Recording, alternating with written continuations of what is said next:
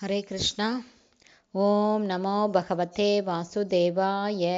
नारायणं नमस्कृत्यं नरं चैव नरोत्तमं देवीं सरस्वतीं व्यासं ततो जयम् उदीरयेत्। नष्टप्रायेषु अभद्रेषु नित्यं भागवत सेवयां भगवतेरुत्तमश्लोके भक्तिर्भवति नैष्टकी।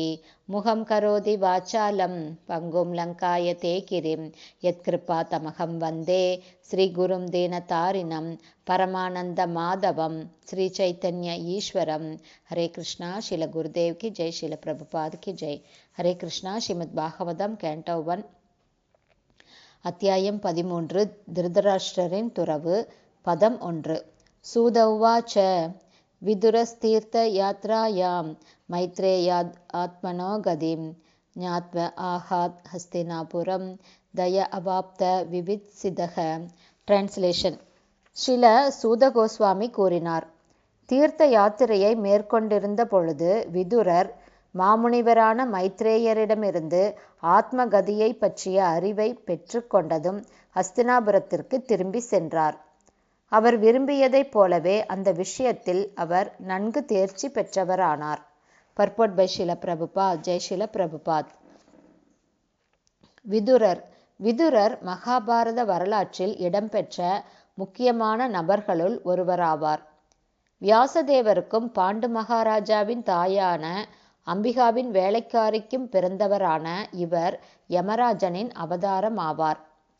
மந்தவ்ய முனிவரின் சாபத்தால் இவர் ஒரு சூத்திரராக பிறந்தார். இந்த கதையின் வர்ணனை பின்வருமாறு. ஒருமுறை மந்தவ்ய முனிவரின் ஆசிரமத்தில் ஒளிந்து கொண்டிருந்த சில திருடர்களை அரசாங்க காவலர்கள் கைப்பற்றினார்கள். வழக்கம் போல அந்த காவலர்கள் திருடர்களுடன் சேர்த்து மந்தவ்ய முனிவரையும் கைது செய்தனர். நீதிபதி குறிப்பாக அந்த முனிவருக்கு ஈட்டியால் குத்தப்படும் மரண தண்டனையை விதித்தார். அவர் குத்தப்பட போகும் வேளையில் அந்த செய்தி அரசருக்கு எட்டியது. இவர் ஒரு சிறந்த முனிவர் என்பதை கருத்தில் கொண்டு அரசரும் உடனே அந்த தண்டனையை தடுத்து நிறுத்தினார். முனிவரின் ஆசிரமத்தில் இருந்த ஆட்கள் செய்த குற்றத்திற்காக முனிவரை மன்னித்து விடும்படி அரசர் வேண்டினார். மன்னிப்பை பெற்ற முனிவர் உடனே ஜீவராசிகளின் விதியை நிர்ணயிப்பவரான யமராஜனிடம் சென்று இந்த தண்டனைக்குரிய காரணத்தை கேட்டார். அதற்கு யமராஜனும் பிள்ளை பிராயத்திலிருந்த முனிவர் ஒரு பறவையை கூரான ஒரு வைக்கோலால் குத்தியதற்காகவே இந்த துன்பத்திற்கு அவர் உள்ளானார் என்று விளக்கம் அளித்தார். அறியாத பருவத்தில் செய்த குற்றத்திற்காக இப்போது தண்டிக்கப்பட்டது அநீதியாகும் என்றெண்ணிய முனிவர் யமராஜனை ஒரு சூத்திரராக பிறக்கும்படி சபித்துவிட்டார். யமராஜனின் இந்த சூத்திர அவதாரம்தான் விதுரர் என்று அழைக்கப்பட்டார். இவர் பாண்டு மற்றும் திருதராஷ்டிர மகாராஜன் ஆகியோரின் சூத்திர சகோதரர் ஆவார். ஆனால் குருவம்சத்தில் சூத்திரராக பிறந்த விதுரரை இவரது உடன் பிறந்தவர்களின் மகன்களுக்கு சமமாக பீஷ்மதேவர் நடத்தினார். காலப்போக்கில் விதுரர் ஒரு பெண்ணை திருமணம் செய்து கொண்டார். அவளும் ஒரு சூத்ராணிக்கும் ஒரு பிராமணருக்கும் பிறந்தவளாகவே இருந்தாள். விதுரர் அவரது தந்தையின் பீஷ்மதேவரின் சகோதரர். விதுரர் அவரது தந்தையின் சொத்துக்கு வாரிசாக இருக்கவில்லை என்றாலும் இவரது மூத்த சகோதரரான திருதராஷ்டிரர் போதுமான அரசாங்க சொத்துக்களை விதுரருக்கு அளித்தார். இவர் திருதராஷ்டிரருடன் அதிக பற்று கொண்டிருந்ததுடன் ஆரம்பத்திலிருந்து அவருக்கு சரியான வழிகாட்டியாகவும் முயன்று வந்தார். ஆரம்பத்திலிருந்தே திருதராஷ்டிரருக்கு சரியான வழியை காட்டவும் முயன்று வந்தார்.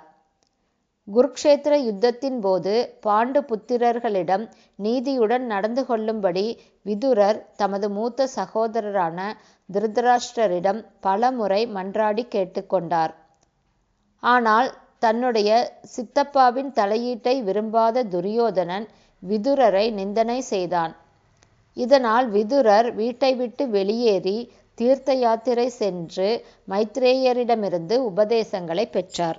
ஹரே கிருஷ்ணா. ஸ்ரீமத் பாகவதம் கேண்டோ 1 சாப்டர் 13 திருதராஷ்டிரன் துறவு என்ற தலைப்பில் பதம் 1 ஸ்ரீல பக்திவேதாந்த சுவாமி பிரபுபாதாவின் விளக்க உரை இத்துடன் நிறைவடைந்தது.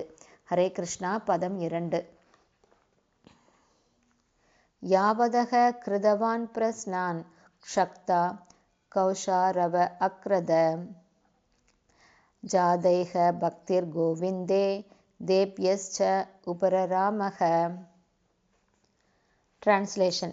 பற்பல கேள்விகளை கேட்டு பகவான் ஸ்ரீ கிருஷ்ணரின் உன்னத அன்பு தொண்டில் நிலை பெற்ற பின்னர் மைத்ரேய முனிவரிடம் மேற்கொண்டு கேள்விகளை கேட்பதை நிறுத்திக் கொண்டார்.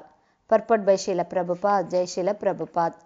பக்தர்களை எல்லா வகையிலும் திருப்திப்படுத்துபவரான கோவிந்தனின் அல்லது பகவான் ஸ்ரீ கிருஷ்ணரின் உன்னத அன்பு தொண்டில் நிலை பெற்று இருப்பதே வாழ்வின் மிக உயர்ந்த பூரணத்துவ நிலை என்பதை மைத்ரேய ரிஷியிடமிருந்து கேட்டு தெரிந்து கொண்டதும் அவரிடம் தொடர்ந்து கேள்விகள் கேட்பதை விதுரர் நிறுத்தி கொண்டார். பந்தப்பட்ட ஆத்மா பௌதீக குணங்களில் புலன்களை ஈடுபடுத்துவதன் மூலம் இன்பம் தேட முயற்சி செய்கிறான். ஆனால் அதெல்லாம் அவனை திருப்திப்படுத்தாது. பிறகு அவன் மனோதத்துவ கற்பனையாலும் புத்தி சாதுரியத்தாலும் பரம சத்தியத்தை தேடுகிறான். ஆனால் முடிவான இலக்கை கண்டுபிடிக்கவில்லை என்றால் அவன் மீண்டும் பௌதீக நிலைக்கு சென்று பொதுநலத் தொண்டில் தன்னை ஈடுபடுத்திக் கொள்கிறான். அதுவும் அவனுக்கு திருப்தியை அளிப்பதில்லை. எனவே ஒரு ஜீவராசி இயற்கையாகவே பரமபுருஷராகிய ஸ்ரீ கிருஷ்ணரின் நித்திய தொண்டன் என்பதால் பலன் கருதும் செயல்களோ அல்லது வரட்டு தத்துவ கற்பனைகளோ அவனுக்கு திருப்தியை அளிக்காது. வேதங்களும் இந்த இறுதி முடிவைத்தான் ஆதரிக்கின்றன. ஸ்ரீமத் பகவத்கீதையும் 15வது அத்தியாயம் 15வது ஸ்லோகம் இந்த கூற்றை உறுதி செய்கிறது. விதுரர் செய்ததைப் போல கேள்வியுடைய பந்தப்பட்ட ஆத்மா ஒருவன் மைத்ரேயரை போன்ற தகுதியுள்ள ஆன்மீக குரு ஒருவரை அணுகி அவரிடமிருந்து கர்மம், ஞானம் என்பது பரம சத்தியத்தை பற்றிய தத்துவ ஆராய்ச்சி மற்றும் யோகம் ஆகியவற்றை பற்றிய அனைத்தையும் விசாரித்து அறிய முயற்சி செய்ய வேண்டும். ஓர் ஆன்மீக குருவிடம் கேள்விகள் கேட்பதில் உண்மையான ஆர்வம் இல்லாத ஒருவன் பெயரளவாக மட்டுமே அவரை குருவாக ஏற்றுக்கொள்ள தேவையில்லை. மேலும் தனது சீடனை முடிவாக பகவான் ஸ்ரீ கிருஷ்ணரின் உன்னத அன்பு தொண்டில் ஈடுபடுத்த முடியாத ஒருவன் ஆன்மீக குருவாக வேஷம் போடுவதிலும் பயனில்லை. மைத்ரேயரை போன்ற அத்தகைய ஒரு ஆன்மீக குருவை அணுகுவதில் மைத்ரேயரை போன்ற சிறந்த ஒரு ஆன்மீக குருவை அணுகுவதில் வெற்றியடைந்த விதுரர் கோவிந்தனின் பக்தி என்ற வாழ்வின் முடிவான நோக்கத்தை பெற்றார். இவ்வாறாக ஆன்மீக முன்னேற்றத்தை பற்றி மேலும் அறிய வேண்டியது எதுவும் இல்லை. ஹரே கிருஷ்ணா.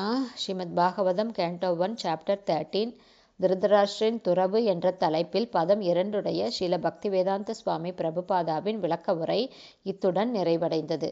ஹரே கிருஷ்ணா. ஸ்ரீல குருதேவ் கி ஜெய். ஸ்ரீல பிரபுபாத் கி ஜெய். ஹரி போல்.